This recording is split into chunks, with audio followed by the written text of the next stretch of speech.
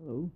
Today I was going to continue my discussions, like all my themes here, discussing saltwater tanks and aquariums, and actually do kind of focus on a given species that's currently fairly popular among new time and beginner saltwater aquarists, as well as those of intermediate or expert experience. The firefish and kind of the dartfish species in general are fish that are have some very desirable qualities. You can fit them in a very small tank.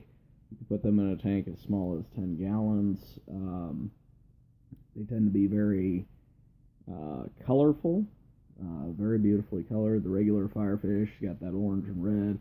Purple firefish has that purple and kind of a purplish red all over its tail and on the head and on the dorsal fin. So they're very brightly colored fish. They fit in a small tank, and they are of a generally peaceful demeanor. They're not going to cause a whole lot of problems or anything. So for these reasons, especially to new Aquarius, they are a very desirable species. That said, however, my personal experience, I learned some things that I wish I'd known about firefish before I actually got one. The drawbacks to purple firefish are pretty significant. They are by far the most cowardly fish in a saltwater tank, in my opinion. The slightest twitch from another fish can literally send them scurrying and hiding in their cave. You walk by the tank, they're going to go hide, or they're possibly, worst case scenario, going to try and jump out of your tank. They are notorious jumpers. Fortunately, I never had that problem with mine, but just be aware of that most people have problems with that. The firefish, also, in addition to that, because it is such a shy and timid fish, and because it is very brightly colored, it will become the number one target of any fish that's potentially going to get territorial or start bullying. My purple firefish went through the ringer with a flame angel and a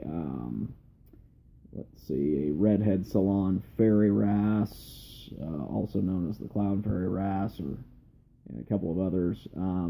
My Melanaris wrasse never really bothered it, but unless it was hiding in its cave, and then sometimes it would kind of pick at it just a little bit in the cave. The problem that I ended up running into with the purple firefish that I had in particular was it spent so much time hiding in its cave. It didn't want to come out very much. It just wanted to hide in its cave and only basically poke its head out to grab some food bits. And, anytime it saw like a fish's shadow pass overhead, it'd dart right back into the cave. As such, unfortunately, my purple firefish didn't end up living very long. It was a combination, I think, because of the fact that I picked up an older firefish who was, up there in its age, and also just the fact that it got bullied, and it just didn't adapt well to new tank mates. It just didn't seem to take to them. It was always, scared of anything that came into its tank. So mine ended up dying after a period of about 3 months. I checked all the water parameters and everything on the fish tank. I lost it probably about a week ago, but all the other fish are doing fine. They're great. They're active. The shrimp that I have, the skunk cleaner shrimp, is very active. The crabs and snails generally seem to be doing fairly well, other than just natural attrition, since you tend to lose crabs and snails, especially if you've got a Melanaris wrasse like I do. But so it's definitely something that was specific to the firefish. As such, I personally, I will, from this point forward, I will not be going with any more firefish. And in general, dartfish, in my opinion, they've just spent too much time hiding Even the scissor-tailed dartfish that I have, once it passes on or whatever it might be, I'm done. I'm just going to go in a different direction. They just tend to limit your stock. They're easily bullied. So just for me, they're personally not worth it. I know some people really like the dartfish varieties, particularly the Firefish, but for me personally, I'm just, as I said, I'm done with them, and I don't plan on adding them to my fish tank in the future, just because I've come to develop a real dislike for fish that hide.